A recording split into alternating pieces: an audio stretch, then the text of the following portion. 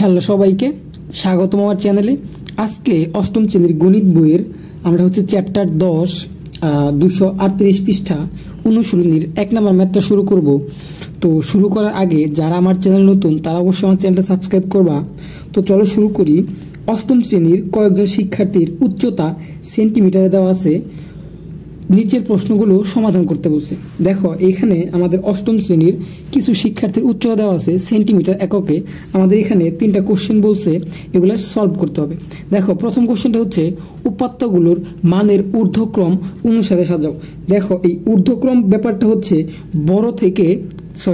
ছোট থেকে বড় সাজাইতে হবে, অর্থাৎ ছোটটা এখানে সব থেকে ছোট যেটা সেটা আগে হবে, তারপর আস্তে আস্তে বড় এইভাবে সাজাইতে হবে। তো দেখো এইখানে সব থেকে ছোট হচ্ছে 90। সো আমি এখানে লিখে রাখছি। তো ছক থেকে উপাত্তগুলোর মানের ঊর্ধ্বক্রমে সাজিয়ে পাই, তারপরে এখানে সব থেকে ছোট যেটা আছে এটা সাজাবো। দেখো প্রথমে আছে 90, তাহলে 90 লিখছি। এরপরে আরও দেখি কোথাও 90 আছে কিনা। এই দেখো এইখানে আবার আছে 90, এই তো 90। সো 2টা 90 আছে, সো আমি 2টা 90 লিখছি। এরপর দেখি 90-এর পরে বড় কোনটা, 90-এর পরে বড় 97।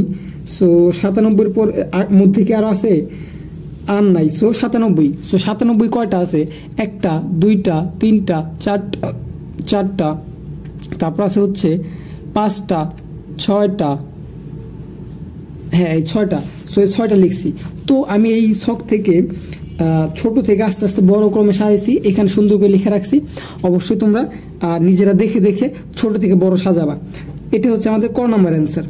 তারপরে বলছে উপাত্তগুলোর মানের অর্ধক্রম অনুসারে সাজাই। এখন অর্ধক্রম হচ্ছে আমাদের ক নাম্বারটা পারলে খ নাম্বার ইজি। আমরা জাস্ট কি করব, বড় থেকে তখন ছোট সাজাবো। তো আমি এই যে বড় থেকে সুন্দর করে ছোট সাজিয়ে নিছি। এই দুইটা বেসিক্যালি একদম ইজি। সো প্রথম কোশ্চেনটা ছিল উপাত্তগুলো মানের ঊর্ধ্বক্রমে সাজানো, এবং দ্বিতীয় কোশ্চেন হচ্ছে উপাত্তগুলো মানের অর্ধক্রমে সাজানো, অর্থাৎ বড় থেকে আমাদের কি করতে হবে, ছোট সাজাতে হবে।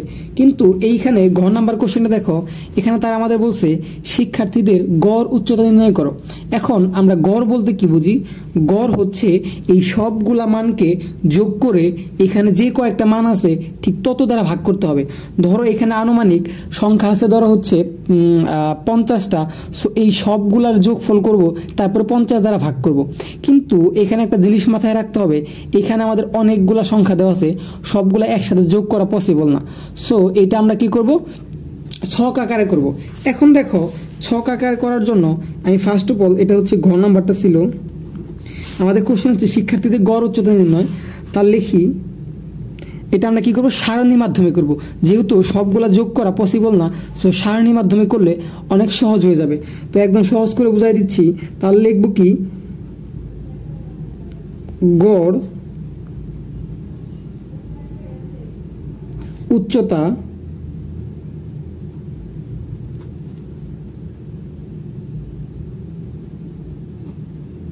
নির্ণয়ের জন্য সারণী। ওকে, গড় উচ্চতা নির্ণয়ের জন্য কি সারণী। এখন আমাদের কাজ হচ্ছে এখানে আমাদের 3টা ঘর করতে হবে। প্রথম ঘরে থাকবে উচ্চতা, দ্বিতীয় ঘরে থাকবে শিক্ষার্থী সংখ্যা, আর তৃতীয় ঘরে গড়।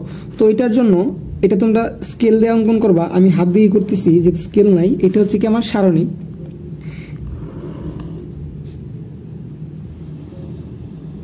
ওকে, এখন আমরা কয়টা ঘর করব নিচে, এইটা আমাদের দেখার বিষয়। এখানে একটা জিনিস খেয়াল রাখতে হবে, তুমি নিচে নিচে কয়টা ঘর করবা।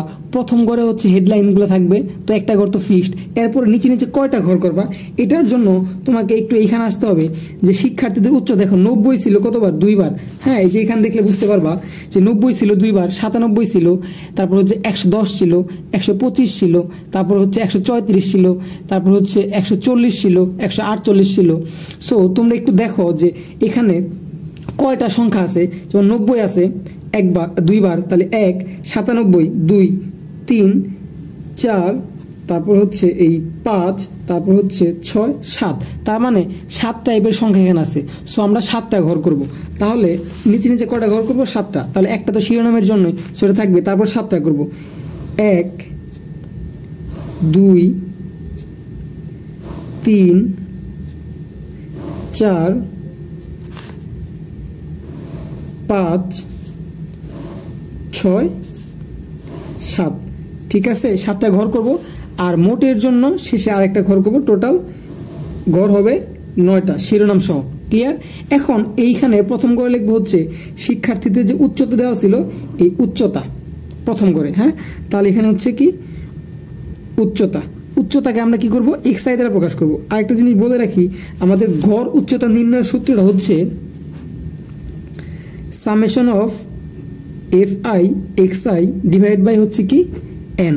ঠিক আছে, এটা হচ্ছে গড় এটা হচ্ছে কি গড় নির্ণয় সূত্র, summation of F I X I divide by N. তো দেখো করলে বুঝতে পারবা। আর এইখানে দ্বিতীয় গড় হবে কি শিক্ষার্থীর সংখ্যা।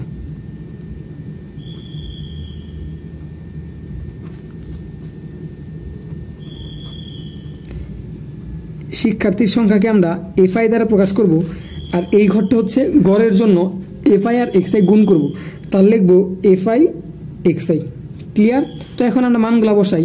প্রথমে উচ্চতা কত, প্রথম উচ্চতা কত ছিল 90, তারপর উচ্চতা কত ছিল 90 পরে ছিল 97, এই তো 97, তারপরে ছিল হচ্ছে 97 পরে ছিল 110।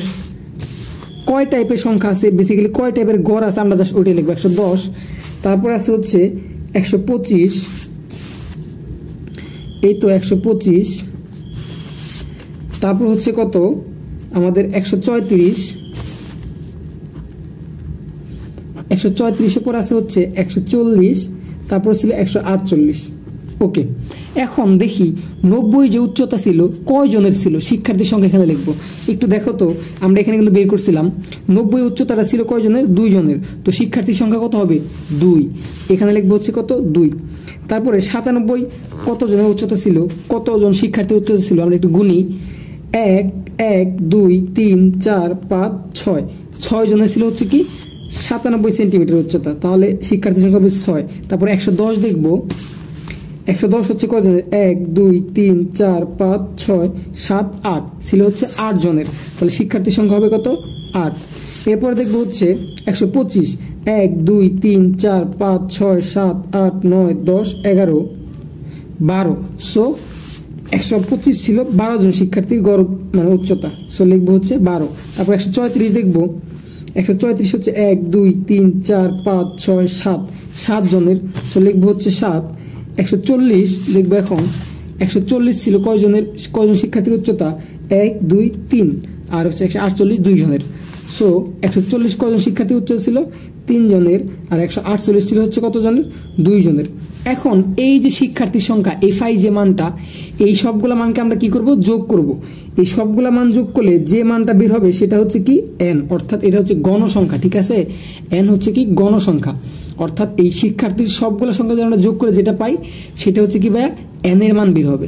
তাহলে আমরা যোগ করি, 8 2 10, 10 6 16, 16 আর 12 হচ্ছে 20, 28, 28 সাথে হচ্ছে 30, 35, 35 3 হচ্ছে 38, 38 2 হচ্ছে 40, তো মোট সংখ্যা হচ্ছে কত 40, এন এর মান হচ্ছে কত 40।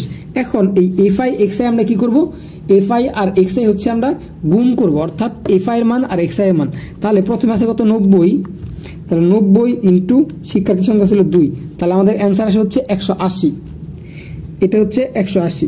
তারপরে এই দুইটা গুণ করব, 97 আর 6, তাহলে 967 ইন্টু 6, তাহলে এটা আসে হচ্ছে 582, সো এখানে হবে হচ্ছে 582। তারপর হচ্ছে 110 আর 8 গুণ করব, তাহলে 110 ইন্টু 8, এটা আসবে হচ্ছে 880, সো এটা হচ্ছে কত 880। তারপর 125 ইন্টু 12 গুণ করব, 125 ইন্টু 12, এটা আসবে হচ্ছে 1500, এটা হচ্ছে কি 1500।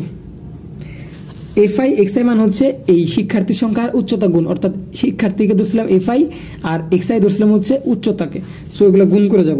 তারপর হচ্ছে 134কে 7 দ্বারা গুণ করব, তাহলে 134 ইন্টু 7, তাহলে আসবে হচ্ছে 938। তারপর 140কে 3 দ্বারা গুণ করব, 140 ইন্টু 3 আসবে হচ্ছে 420, আর 148কে 2 দ্বারা গুণ করলে আসে হচ্ছে 296। এখন এই সবগুলা মানকে যদি আমি যোগ করি, সামেশন করি, তাহলে যেটা পাবো সেটা হচ্ছে summation of F I X I. এই সবগুলো মান যদি আমি যোগ করি, হ্যাঁ, যোগ মানে হচ্ছে সামেশন, আর যেহেতু সবগুলো যোগ করে পাইতেছি এই জন্য summation of F I X I. তাহলে সবগুলো যোগ করলে কত আসে?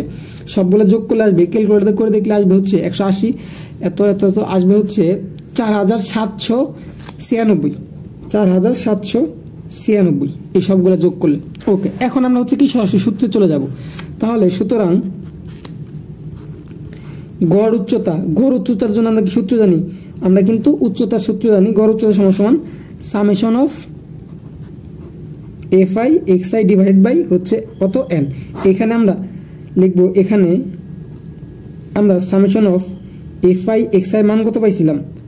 4796, হ্যাঁ, আর হচ্ছে এন এ মান কত পাইছিলাম? এন এ মান পাইছি হচ্ছে 40, এই তো 40।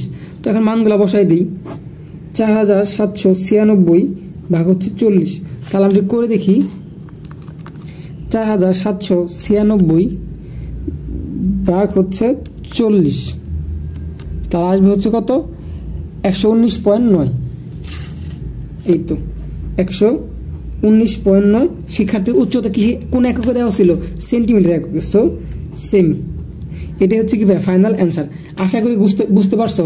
তো একটা জিনিস এখন বলে দেই, তোমাকে যদি গড় নির্ণয় করতে বলে, হ্যাঁ, সেক্ষেত্রে যখন এরকম অনেক ডেটা দেওয়া থাকবে, গড় মানে হচ্ছে সবগুলা যোগ করে যতগুলো অঙ্ক ছিল এখানে ওই কয়েকটা অঙ্ক দ্বারা ভাগ করা। ধরো এখানে ছিল হচ্ছে টোটাল 40টা অঙ্ক ছিল, হ্যাঁ, এখন 40টা সংখ্যা ছিল এইখানে টোটাল, এই সবগুলাকে যোগ করে, হ্যাঁ, যেমন হচ্ছে তোমার এরকম করে 90 প্লাস 90 প্লাস 97 প্লাস 97, এইভাবে সবগুলা যোগ করে হচ্ছে অনেক বড় একটা ব্যাপার। সো যদি এরকম থাকে তোমাকে গড় বের করতে বলে, তাহলে আমরা এইভাবে সারণীর মাধ্যমে করব। যার মান দেওয়া থাকবে ওটাকে হচ্ছে ধরে নেব হচ্ছে এখানে উচ্চতা দেওয়া ছিল, সো এখানে যদি অন্য কিছু দেওয়া থাকতো ওইটা লিখতাম হচ্ছে এইখানে, এবং ওটাকে এক্স আই ধরতাম। তারপর যে কয়েকটা সংখ্যা ওটা যে নামে দেওয়া থাকতো ওইটা ধরতাম এখানে, ওটাকে এফ আই ধরতাম। তারপর এফ আই এক্স আই গুণ করে আরেকটা ঘর করতাম, তাহলে টোটাল 3টা ঘর লাগবে গড় করার জন্য। আর গড়ের সূত্রই হচ্ছে কি summation of F I X I by N. ঠিক আছে, তারপর মান বসায় আমরা করে ফেলবো। আশা করি বুঝতে পারছো। এর পরবর্তী ভিডিওতে আমি হচ্ছে 2 নাম্বার থেকে শুরু করব। আজকে এই ভিডিওটা এই পর্যন্ত থাকুক। সো যারা চ্যানেল নতুন ছিল অবশ্যই সাবস্ক্রাইব করবা। আমি প্রত্যেকটা চ্যাপ্টারের সবগুলো ম্যাথ অনেক ইজি করে বুঝিয়ে দিই। সো কোনো প্রবলেম থাকলে অবশ্যই কমেন্ট বক্সে জানাবা, আর বুঝতে পারলেও জানাবা। So tata.